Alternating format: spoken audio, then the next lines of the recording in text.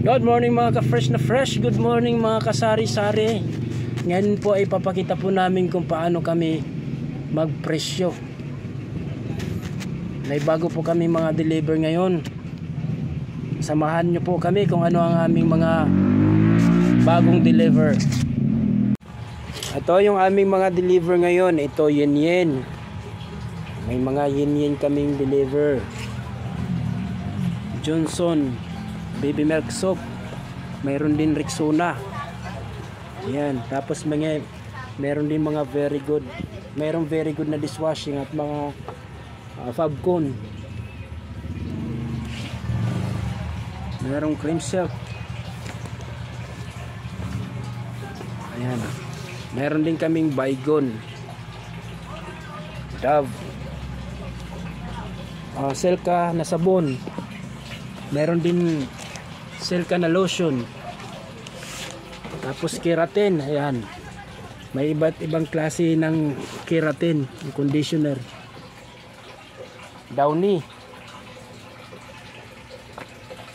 Ayan, may iba-ibang klase ng Downy. May Downy Passion, meron naman Downy Mystic, at saka may Downy na Garden Bloom. Ayan doon sa ilalim. Meron din kaming mga sabon. Ayan o, mga sabon yan na nakasachet, twin pack. Ayan, mayroong Champion, mayroong Surf, mayroon naman Kala. Ayan. Tapos meron din mga may Tide powder. Ito naman, meron namang Barita, Champion, merong Surf, tapos meron din yung mga Ariel na kasama. Ito ay merong Scotch Brite. Tapos meron naman Everyday paper towel. Ito naman bathroom tissue.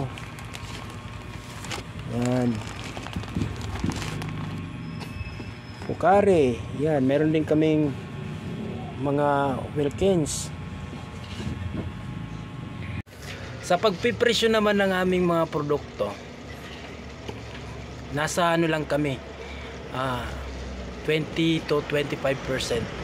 Kasi pagka yung sari-sari store o grocery, malaki siya, kadalasan ang mga patong dyan ay nasa 5%, 10% o di kaya 15%. Pero sa amin dito sa sari-sari store, dahil maliit lang naman to, ang patong po namin sa produkto ay nasa 20 to 25%. Halimbawa meron tayong produkto, kasi kung kukumputin natin yung 10%, 15%, 20%, ganito lang yun. Halimbawa yung presyo ng produkto nyo ay nasa 44.9. Ganito, 44.9. Para malaman mo kung magkano ipapatong mo, so kukumputin mo siya. Halimbawa 44.9, kasi kadalasan sa mga grocery, mga pang wholesale, meron yan mga point. So kukunin natin yung 10% kung ikaw yung magtitinda. 44.9, tatimes mo siya sa 0.10%. Ang lalabas na tubo mo ay 4.49. Ngayon yung puhunan mo ay 44.9 pesos.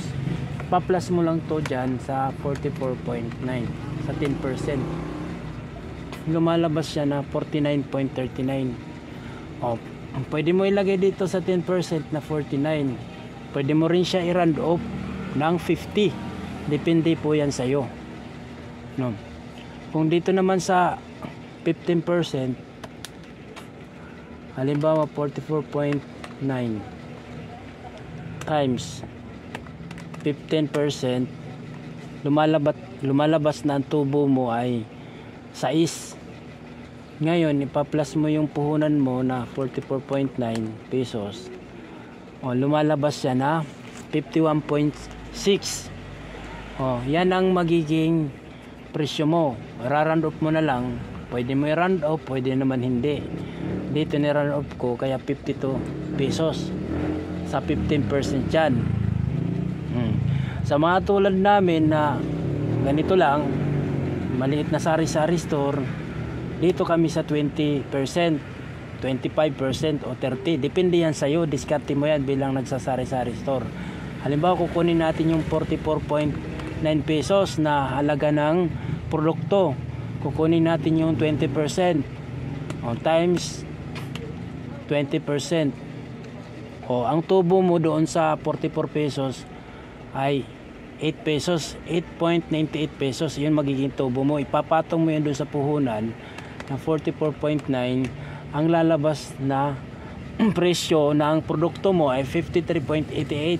So iraran off mo yan kasi nasa 88 na siya. So magiging 54. Kaya dito sa 20%, 54 yung presyo ng produkto. Okay. Naintindihan nyo kung paano ang pagprepresyo. So nasa sa inyo yan, diskarte nyo yan.